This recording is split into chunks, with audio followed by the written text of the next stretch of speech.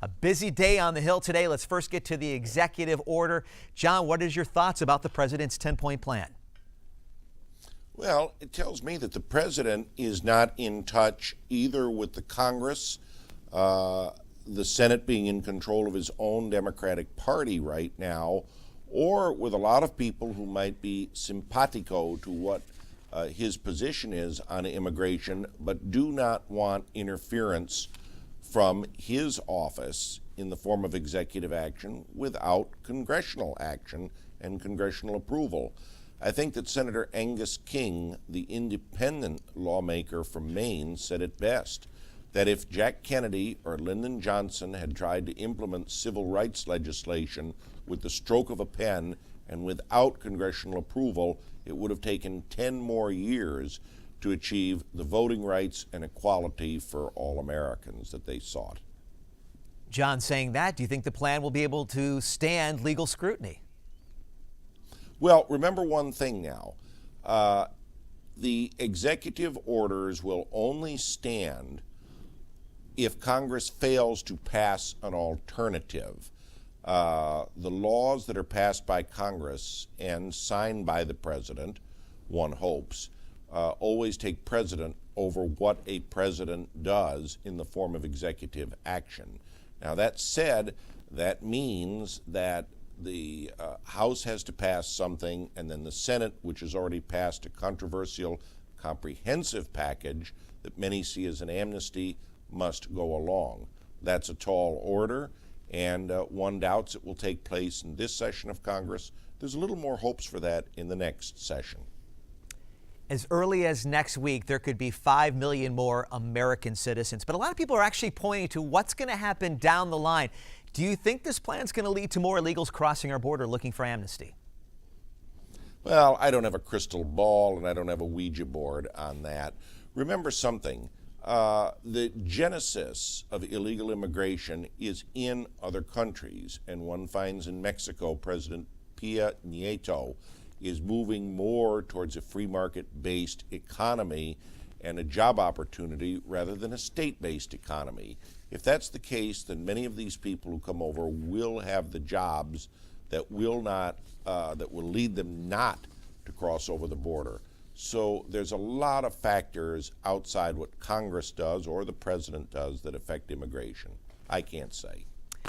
You know, a lot of people are saying this is just the president's way almost to play a game of chicken, actually to get Republicans to act on immigration. Do you think that possibly we could see some sort of agreement with Republicans coming to the table and kind of coming to some sort of middle ground on this issue? Okay, there's one fundamental obstacle that has to be overcome. The House and Chairman Goodlatte of the Judiciary Committee made this clear to Newsmax. Speaker Boehner has said so. The House is not going to pass anything comprehensive. As one congressman told me, we don't do comprehensive well. Look at Obamacare. They will pass parts of it incrementally. Border security, reform of the immigration offices, the E-Verify pass for employees, all cleaned up with separate legislation, but passed and debated individually. Valerie Jarrett, the president's top advisor in the White House, said the White House was willing to sign incremental legislation, she calls it piecemeal, just so long as it lives up to the spirit of immigration reform. So one has hopes based on what the lawmakers tell at least this reporter.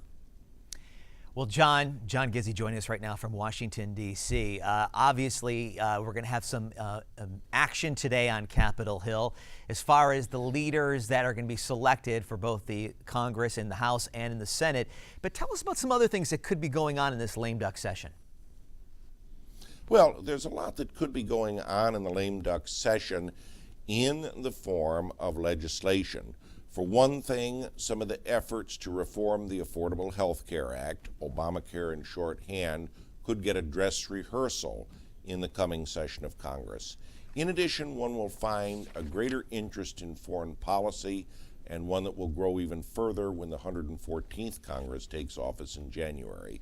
Many members would like to see a World War II-style Lend-Lease program in which surplus U.S. military hardware is lent to both the Kurds who are fighting ISIS as well as the Ukrainians to hold back the Russians, who now appear to be going over their porous border. So I think you should look at healthcare reform and foreign policy as some good starters to watch in the twilight days of the 113th Congress. John, let's keep it right now with foreign policy. Should Congress reject the president's request to authorize a war against ISIS? I'm going to tell you this. The Republican Party, as it was in the 1950s, is very divided on this issue. Democrats also are divided, but so it's very hard to forecast what will happen. On the one hand, people do not want to see us involved in an imbroglio, as many say we were after we went into Iraq in '03, and authorization is going to lead to further mission creep on the ground. On the other hand, there are many who say that ISIS needs to be stopped, or the fear of a caliphate, a Muslim state, will become a reality. They already control enough area that's the size of the country of Jordan, and 5 major oil fields already, albeit not the biggest ones, in Iraq and Syria. So there's a lot of different factors out there. I think the debate will be one of the richest ones in the last half century regarding foreign policy. All right.